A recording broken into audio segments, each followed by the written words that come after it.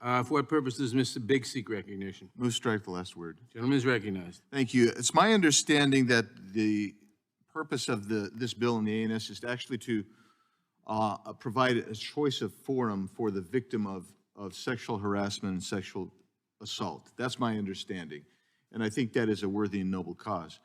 I think the language on page 2 of the ANS, starting line 19 and extending to line 8 on page 3 are problematic. I hope that those will be revisited and fixed, because I do think that there's a chance that some will actually use the language that's there to try to redefine sexual harassment in a way that's different than has been well established through the case law that's been developed in this area over the last 40 years. So I hope that gets taken care of. But in the meantime, I'm going to, and by the way, I'll suggest that if it does get taken care of, then I will be for the bill, and I think Mr. Buck's amendment is the right answer to that. So, so let me just real quick cover a couple things. And one of which is dealing with Merrick Garland. And I think it is critical that we discuss this, because I do think it is a critical issue as well. And I look back and I think what happened on September 29th, and there was a letter that went to Mr. Garland, the Attorney General.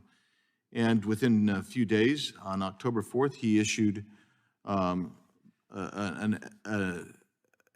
directive to the FBI and other departmental components to proceed forward to investigate parents who showed up at school board meetings. And what he said was, there's a disturbing spike in these types of incidents of harassment, intimidation, threats of violence. Now, when asked about that, Mr. Garland said, well, I haven't seen any data or reports. He says that he'd seen a newspaper account or something like that. That's what he relied on. And then later, he testified on the 21st that parents would never be considered domestic terrorists. He said, oh my goodness, we would never invoke the Patriot Act on them. And a whistleblower has come forth that the day before that took place, said that indeed the Criminal Investigative Division and Counterterrorism Division of the FBI was pressing forward and putting a tag on parents who showed up. They tasked their counterterrorism unit to spy on Americans, parents who happen to exercise their rights to speak at school board meetings, parents who want to make sure their kids' education is appropriate. That's a Soviet-style surveillance.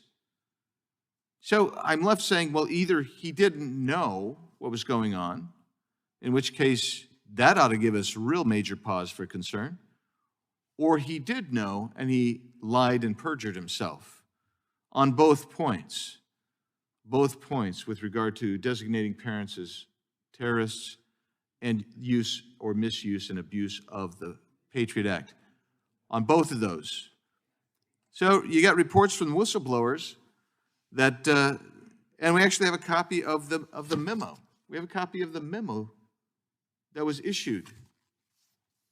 So this is something that's really serious, and we should have a hearing and bring Merrick Garland in here to answer these serious questions. And with that, I'll yield some time to the gentleman from Ohio, Mr. Jordan. Well, I'm just going to make the point, and I appreciate the gentleman yielding in his comments. Earlier, Mr. Gates gave a speech before the place went black. He gave his remarks, and he asked, I think, the appropriate question: what's the number? Yeah. What's the number of Americans who's now have a threat tag on their name? How many moms across this country now have a terrorist tag associated with their name? And guess what? Only one person can give us that answer: the Attorney General of the United States.